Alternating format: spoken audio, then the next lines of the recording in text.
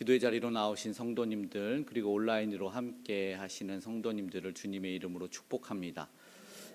코로나 상황이 됨으로 말미암아 이렇게 현장과 온라인으로 인사를 할 수가 있게 되었죠.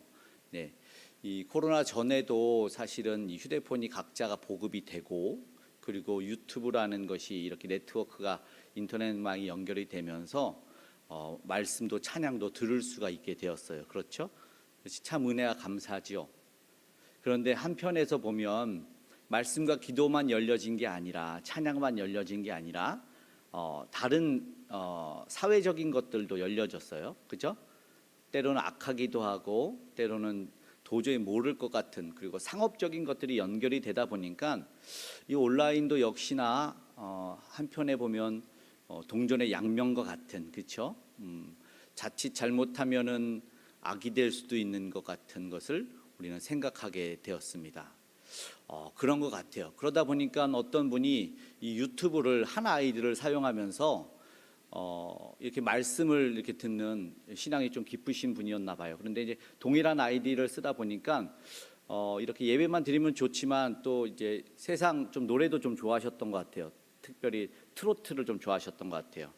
트로트를 이렇게 듣다가 늘 설교를 이제 코로나 때 듣다가 트로트를 들으니까 너무 좋아서 댓글 한번 달았죠. 트로트 그 밑에다가 아멘. 네, 아멘 달았습니다. 그리고 나서 문제는 이제 거기까지는 괜찮아요, 그렇죠? 너무 좋아서 이제 그 그림을 또 바꿀 수가 있나 봐요. 목사님 설교 듣는데 모르고 그 권사님이 거기에 이 얼굴도 넣고 자기가 누군지도 이렇게 김권사 예전에는 넣었었는데 거기다가 이명웅 최고라고 넣었다고. 이명웅 최고. 그 넣은 것도 이제는 문제인데, 이게 작동하다가 댓글을 또 달고 아멘 해야 되는데, 그 트로트 듣다가 트로트에다가 이제는 이명웅 최고, 이명웅 짱 팬이에요 이걸 넣어야 되는데 설교 밑에다가, 목사님 설교 밑에다가 팬이에요 넣어버리는 이런 불상사가 생기는 것이 어쩌면 우리가 두 가지 양면을 생각해 봐야 되지 않나, 이런 생각을 하게 되는 것입니다. 대중가요예요, 그죠? 설교만 나오면 좋겠고 찬양만 흘러나오면 좋겠지만 대중가요를 대중이 들어요, 그렇죠? 그래서 오늘 사실 사건의 지평선이라는 오늘 설교 말씀의 제목도 대중가요 윤아가 부른 것이었어요. 아시는지 모르겠지만 주보에 실려서 확인하신 분들이 이야기를 하더라고요. 이 사건의 지평선이라는 노래는 초등학생들한테 인기가 짱이에요. 주일날 그런 얘기를 들었는데, 그래서 제가 다음 날인가 이제 검색을 했더니 주일날 2023년 올해의 노래로 선정이 되었어요. 올해의 노래. 그래서 저도 이것을 한 번 더 의미 있게 살펴봤으면 좋겠다. 성도님들도 모두의 이슈가 된 사건의 지평선이 무엇인가, 윤아라는 가수가 부른 이 노래의 가사에 제가 공통된 오늘 우리에게 주시는 메시지를 동일하게 발견해서 이것을 조금 나눠봤으면 좋겠다 생각을 했습니다.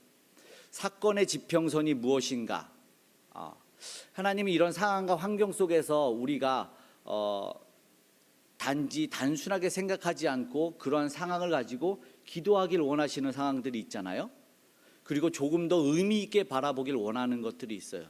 그런 일들을 우리에게 실제로 많이 주어지고 있습니다. 먼저 사건의 지평선이라는 말, 이것이 무엇인가? 윤아는 무엇을 노래하려고 했냐면 쉽게 말하면은 그의 가사 속에서 전달하고 싶은 메시지는 우리가 의문을 갖는 거죠. 왜 이 하나로 다른 것이 될까? 왜 좋은 것인 줄 알았는데 악이 될까? 그러니까 왜 행복과 불행이 공존할까라는 겁니다. 왜 행복과 불행이 공존할까? 한국 천체 연구소 이제 홈페이지에 가면 이 사건의 지평선에 대해서 설명이 되어 있어요. 이미 아시는 분들도 있겠지만 표정은 다 모르시는 것 같으니까 제가 잘 설명을 해드릴게요. 그렇게 깊지 않습니다. 제가 만약에 설명을 했는데도 도저히 모르겠다 그러신 분은 끝나고 좀 남으시면 될 것 같습니다. 제가 친절하게 말씀을 드릴게요. 블랙홀 아시죠? 블랙홀. 벌써 머리가 아파집니다.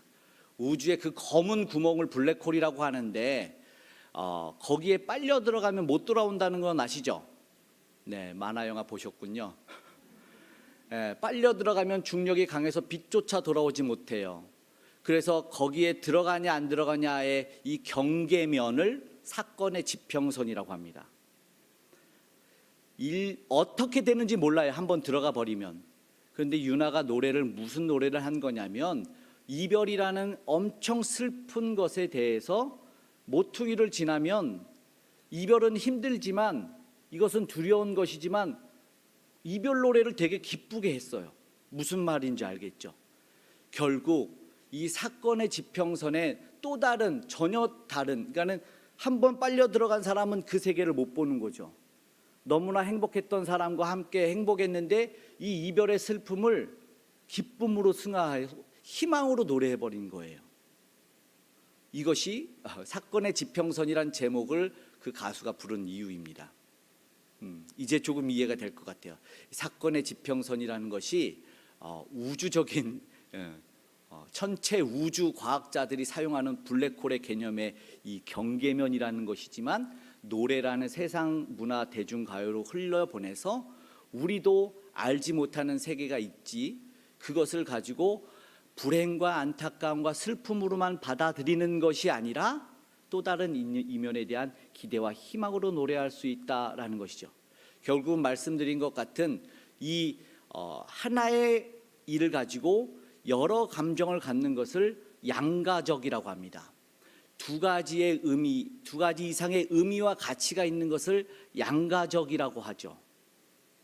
그렇다 보니까 사건의 지평선이라는 것은 하나로만 바라보는 것이 아니라 또 다른 세계에 대한 기대도 있는 거예요.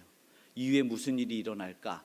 그러면서 하나를 보면서 다중적인 생각을 한번 할 수 있게 되는데, 오늘 특별히 이 모습이 27절에 이 바로에게서 나타납니다. 바로는 어떤 모습을 하냐면, 바로가 사실은 이제 오늘 본문은 7번째 재앙 우박 재앙이 이미 행해졌어요. 얼마나 놀라웠는지 모릅니다.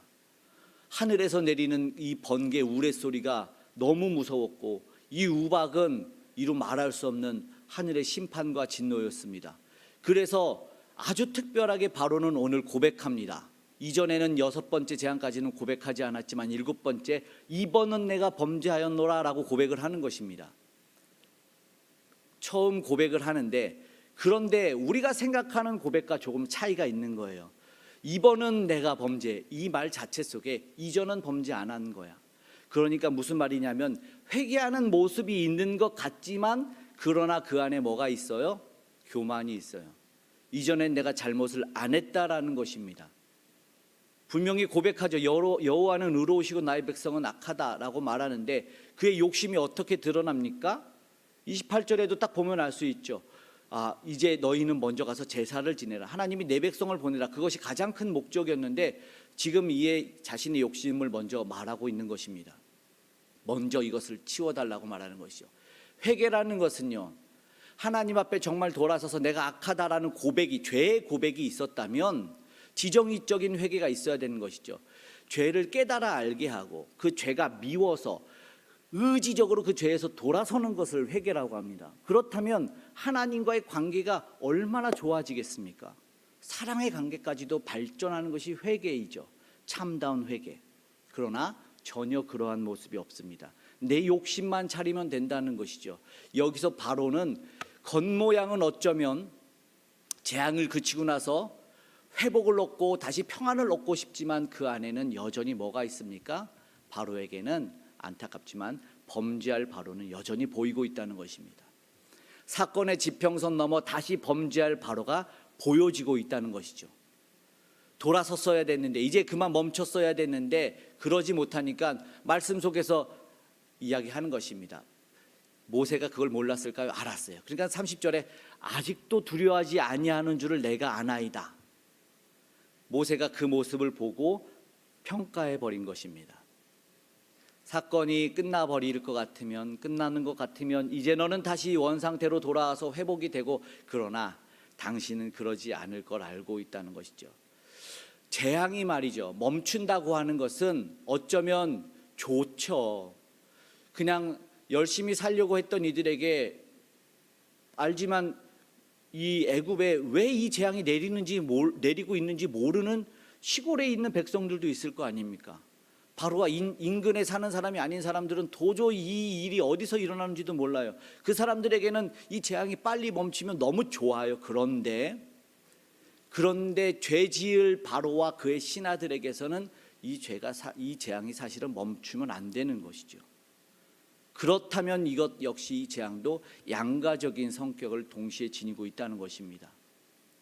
바로의 이 악함을 멈추는 것으로는 사용되면 좋겠지만 그러나 바로는 그렇지 않고 있다는 것이죠.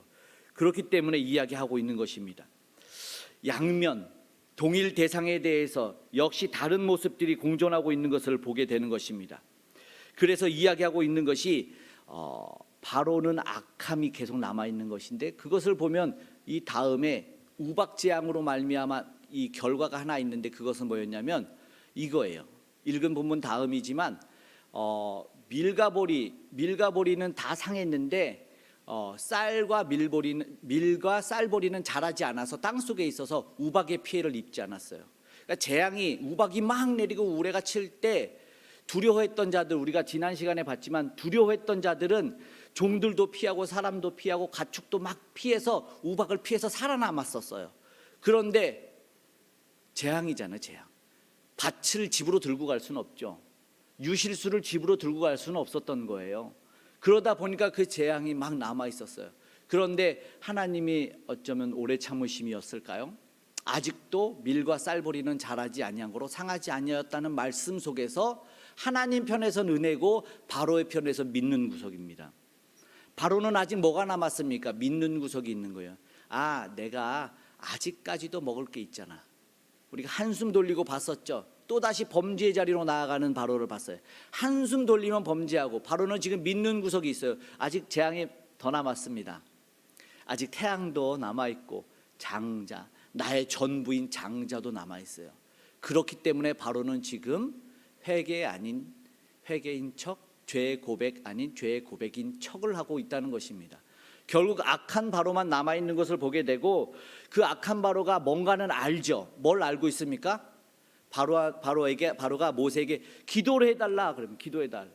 너가 기도해서 이 재앙이 빨리 멈추게 해달라고 오늘 본문에 이야기하고 있는 것입니다. 28절에 여호와께 구하여 우레소리와 우박을 그만 그치게 하라 라고 말하고 있는 것을 보게 됩니다. 바로는 사실은 알고 있잖아요. 사실은 그에게도 하나님을 아는 지혜와 지식이 있죠. 그러나 그가 자신이 죄를 뒤집어 쓰고 회개할 생각은 안 했어요. 우리가 잘 아는 요나서에 나오는 니느웨 성의 그 모든 백성들처럼 상복을 입고 회개할 생각을 왜 바로는 못하고 있을까요? 회개에 부탁만 하고 있어요. 이런 사람들을 진짜 교만하고 악하고 잠언에 나오는 게으른 사람이라고 말합니다. 내가 가서 회개를 하고 그 생명 없는 율례를 받고 그 생명을 얻어야 되는데 평생 기도시키는 사람입니다. 이런 사람들은 어떤 사람일까요? 솔직히 제가 조금 찔리긴 하는데, 어려서 잘못하면 부모님이 가서 용서를 빌어오는 거예요. 결혼하면 사고 치고 나서 배우자가 가서 용서 구해오고, 돈 못 벌면 배우자가 벌어오고, 노인이 되면 자녀들이 벌어오고, 자녀들이 용서 구해오고 살려주고, 이런 모습이 있어요. 이런 분들이 신앙생활 하게 되면 어떻게 되는지 아시죠? 다 직분자, 교역자, 다 탓만 하고 삽니다. 잘 되면 자기가 좀 잘했어. 안 되면, 안 좋은 일이 일어나면 다 남 탓합니다. 내가 그 구역장을 잘못 만났네, 내가 그 교역자를 잘못 만났네, 다 목사님 탓하고 그렇게 되는 것이죠. 바로 이 악함 속에서 보여지는 것이 모세였다는 거예요. 자기가 기도하지 기도하게 하라. 죄를 깨달았으면 그 자리에서 엎드려야 되는 게 인지상정일 텐데, 역시 바로는 뭐가 있습니까? 사건의 지평선 넘어 여전히 악함이 존재하고 있었다는 것입니다. 안타까움을 보여주고 있으니 이제 바로가 결국 이야기할 수밖에 없는 게 뭡니까? 30절이 바로 사건의 지평선이라는 것입니다. 아직도 두려워하지 않은 줄을 내가 아나이다. 바로가 이렇게 말할 수밖에 없는 것입니다. 왕과 왕 알지만 왜 못 멈춥니까? 더 큰 재앙을 경고하는 거예요. 6번까지 재앙을 겪었고 7번째 겪었는데 왜 아직도 진정한 두려움이 너에게 없냐라고 이후에 또 다른 심판이 있을 것을 알려주고 경고하고 있다는 것이죠. 너무나 안타까운 일이죠. 모세는 이 재앙이 멈출 거야. 내가 기도하면 하나님이 멈춰 주실 거야. 그러나 하나님 알고 계시다. 그리고 너를 분명히 알고 계시는데 너와 너의 신하는 하나님을 아직도 두려워하지 않은 줄을 난 알아. 모세는 그것에 대해서 분명히 이야기하고 있는 것입니다. 결국 무슨 말입니까? 재앙을 넘어서 경고, 한 번 더 상기시켜 주는 거예요. 재앙이 멈췄다고 잠시 고요함이 찾아온다고 하지만 그러나 그것이 끝이 아니라는 사건의 지평선을 이야기하고 있는 것이죠. 그것입니다. 바로는 몰랐죠. 바로는 모르고 있어요. 지금까지 충분히 경험했는데 나에게 번영을 주었던 것들이 나를 치는 것이 되는 줄을 몰랐고, 나에게 행복을 주고 나에게 존귀함을 줬던 것들이 나를 어렵게 만든다는 것을 몰랐죠. 나를 향해서 미소 짓는 것들이 나를 향해서 총칼을 휘두를 줄은 몰랐어요. 지금 이 말 속에 사실은 모세가 엄중한 심판을 이어서 경고하는 것입니다. 상황은 변할지 모르지만 너가 변하지 않는 이상 계속되는 재앙은 이어질 것이라는 것을 이야기하고 있는 것입니다. 사건의 지평선은 왜 존재를 해야 될까요? 왜 그 경계면은 있어야 될까요? 대중가사의 가사처럼 슬픔을, 이 안타까운 이별을 기쁨으로 승화시킨다면 너무나 좋죠. 우리 사는 사람들에게 절망을 희망의 메시지로 던져준다면 그보다 좋을 수가 없을 것 같아요. 그렇죠. 용기를 주면, 그런데 잘 생각해보죠. 막연하게 희망을 준다고요? 막연하게 용기와 기쁨을 전해주면 그러면 그것이 해결이 될까요? 잘 될 거야. 희망의 메시지는 나쁘지 않아요. 그러나 막연하다면, 성경에서 말하는 것은 무엇입니까? 돌아섬이에요. 완전한 회개입니다. 하나님에게로 완전히 돌아오기를 원하고 하나님을 두려워할 줄 알고 그 죄에서 완전히 떨어나기를 바라는데, 안타까운 불순종의 인생들에게 이어지는 것은 절대로 복은 없다입니다. 막연하게 기다리면 복이 오겠지, 그냥 모퉁이를 돌아서면 복이 찾아오겠지. 왜? 힘든 세월을 오래 겪었으니까. 그래서 그 미지의 세계로 달려가면 또 다른 나의 세계가 펼쳐지는데 설마 또 이렇게 안타까운 인생이 펼쳐지겠냐라는 것이에요. 그러나 성경은 그럴 수 있다. 그냥 막연한 복을 기대하는 인생에게는 그럴 수 있다. 하나님이 없다면 말이죠. 하나님께서는 결국은 무엇을 얘기하면 그냥 막연한 사건의 지평선을 넘어서 복이 오는 것이 아니라 하나님 안에서, 이 운명이 아니고 자포자기가 아니고 방관하는 이야기를 하는 것이 아니라 하나님 편에서 절대적인 이야기가 있다는 것을 이야기하는 것입니다. 무엇이요? 하나님만이 절대 주권자라는 이야기를 하는 것입니다. 기도의 응답을 누가 하는지 바로가 알고 있었고, 어디서 재앙이 시작돼서 어디서 멈추는지를 바로가 알고 있었는데 너무나 안타까운 이야기 아닙니까?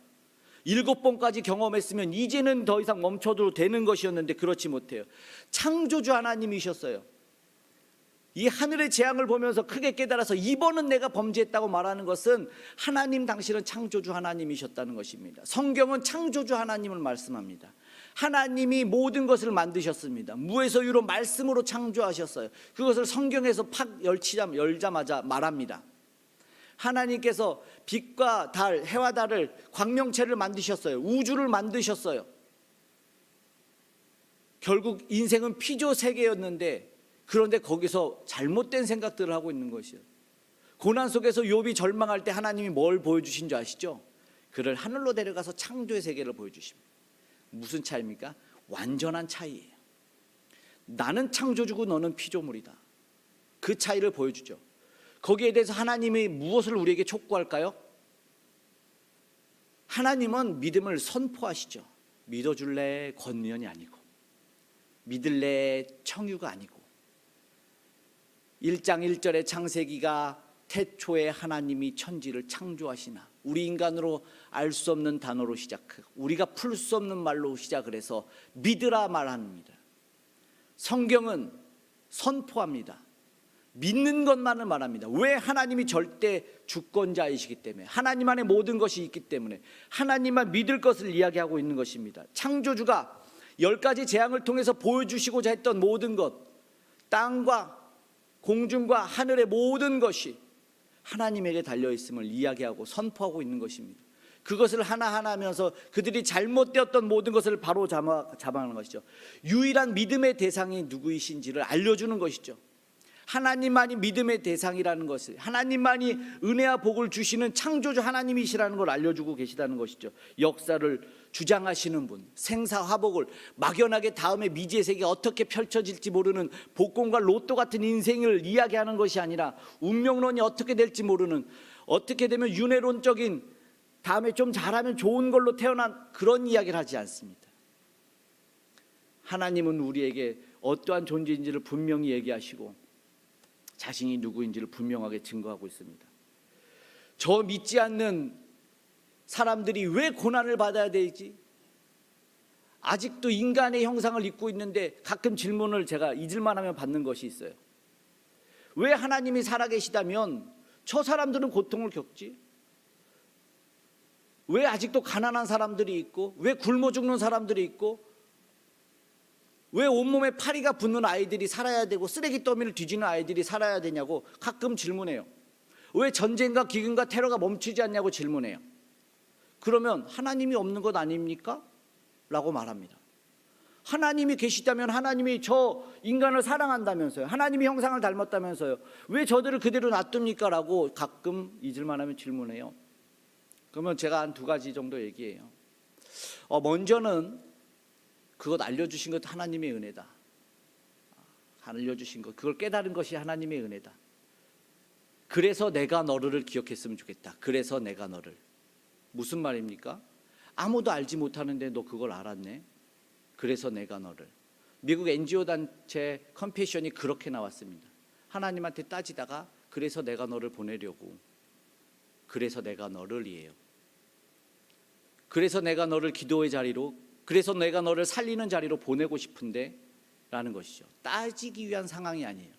한 가지 더는 뭐냐면 그래서 내가 너를 다음에 그럼에도 불구하고 내가 너를 이라고 이야기합니다. 무슨 말입니까? 그럼에도 불구하고 내가 너를 이라는 말은 그 굶어 죽을 쓰레기 더미를 뒤질 수 있는 게 너일 수 있어. 지금 그 전쟁의 고아일 수 있는 게 너일 수 있어. 그러나 그럼에도 불구하고 내가 너를 그 죽음과 구원받아야 될 자리에 내던진 것이 아니라 구원의 기도를 할 수 있는 자리로 불렀다. 그러면 지금 원망이 먼저가 아니라 감사가 먼저야.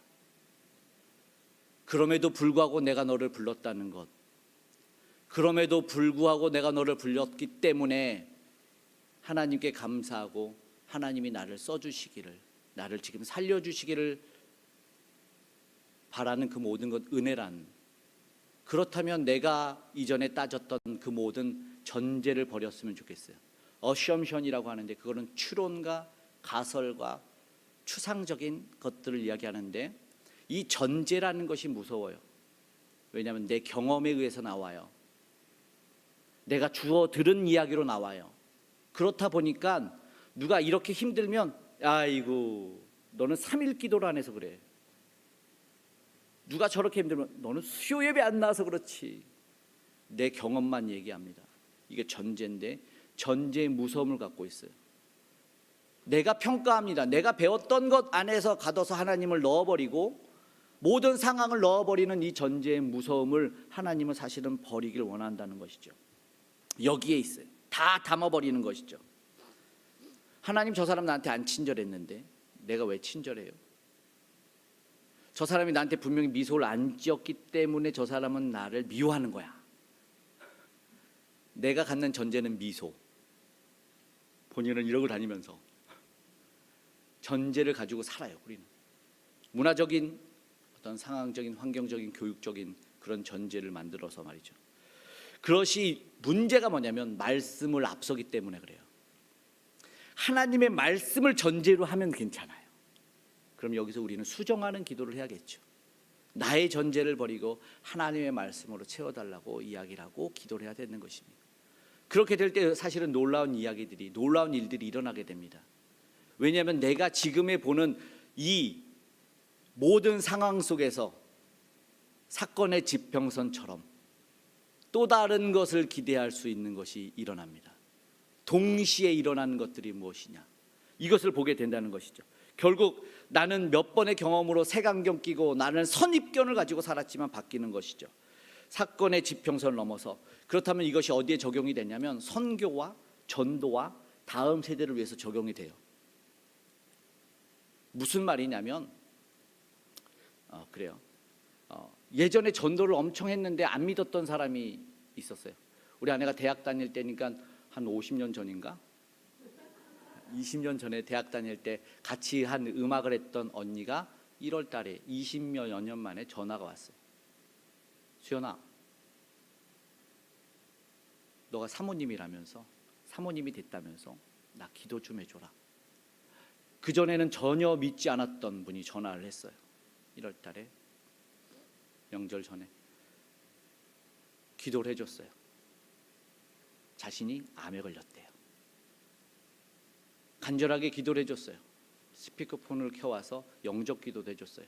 그리고 가까운 교회를 나가도록 했어요.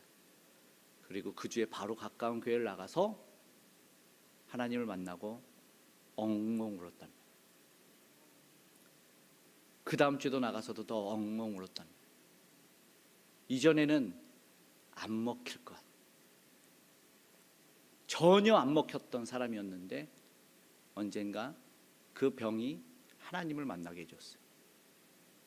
그리고 기도를 받고 하나님과의 관계. 또 다른 사람, 자기 전도에서 콧방귀 꼈던 사람한테 또 전화했대요. 그분이. 그랬더니 그 언니가 얘기했대요. 매일 성경을 5장씩 읽어. 그랬더니 계속 매일 성경을 5장씩 지금까지 읽고 있는데 옆에서 지켜보는 사람이 그랬대요. 정말 매일 5장씩 읽는 건 너밖에 없을 거야. 어때야 돼요? 성경 읽고 있어요? 기도하고 있어요? 주님이 만나 주실 거예요. 선교적인 차원에서, 전도적인 차원에서 우리는 계속 그래야 돼요. 특별히 교육적인 차원에서. 오늘 아내가 전화를 하나 받고 저한테 울먹이면서 얘기를 했어요. 또 한 50년 전인가? 정말 가르치기 힘든 아이가 있었어요. 바이올린. 그때는 바이올린을 많이 가르치고 다닐 때. 근데 그 아이가 어느덧 결혼하고 주부가 돼서 연락이 온 거예요. 여전히 한 20년 된 것 같습니다. 사모님이 사모님 되신 걸 알고 선교하고 싶다고. 그 아이를 포기하고 싶었대요. 말을 안 듣고 힘들게 하고 투정 부리고. 그 아이들을 바라보면서 우리가 이제 생각해야 되는 것이 있다는 것을 깨달았습니다. 사건의 지평선. 지금은 모르죠. 그러나 그 다음에 펼쳐질 세계, 그 다음에 펼쳐질 세계를 왜 얘기하냐면 이걸 우리가 전도에 대해서, 선교에 대해서, 다음 세대에 대해서 왜 사건의 지평선을 가지고 이야기를 해야 되냐면 슬픔과 좌절로 끝나는 것이 아니라 또 다른 세계가 분명히 존재할 거기 때문에 우리는 기대와 희망으로 나아갈 수 있다고 이야기할 수 있는 것은 왜? 바로 예수 그리스도 때문에 그렇습니다. 가장 위대한 사건이 십자가 사건이라고 말합니다. 십자가에서 예수 그리스도가 죽으셨고 마귀는 승리한 줄 알았습니다. 하늘이 빛을 잃은 줄 알았습니다. 그러나 휘장이 찢어졌습니다. 그래서 인간이 하나님에게 나아가는 일이 되었습니다. 죄인이 의인이 되었어요. 버려진 죄의 자식이 하나님의 자녀가 되었어요. 십자가 사건의 지평선, 죽음인 줄 알았고 그들은 예수를 죽인 줄 알았는데 죽음을 깨트리고 사셨어요. 엄청난 사건이 일어났습니다. 예수 그리스도께서 왜 저주의 십자가를, 왜 그 부끄러운 십자가를 개의치 않은지를 알게 되는 거예요. 가장 위대한 사건으로 말미암아 우리는 의인이 되었고, 우리는 죽음에서 생명으로 옮겨졌고, 우리는 하나님의 자녀가 되었습니다. 이 위대한 십자가 사건 때문에 우리는 이 상황 속에서도 부끄러움을 개의치 아니하고 이 환난과 고통 가운데 좌절하고 낙심하는 것이 아니라 오늘도 그 십자가를 바라보며 크로스가 있었기 때문에, 크라운이 있었다는 것을 우리가 알면서 예수 그리스도께서 우리에게 전해준 그 사건의 지평선을 기억하면서 오늘 우리가 기도하기를 원한다는 것입니다. 무엇을 바라보면서? 이 상황을 바라보는 것이 아니라 이 상황 너머에 일하실 절대자 그분을 바라보면서 무엇으로요? 믿음으로. 믿음만으로 모든 상황 속에서 우리가 믿음을 바라보면서 찬양하는 시간이 되었으면 좋겠습니다.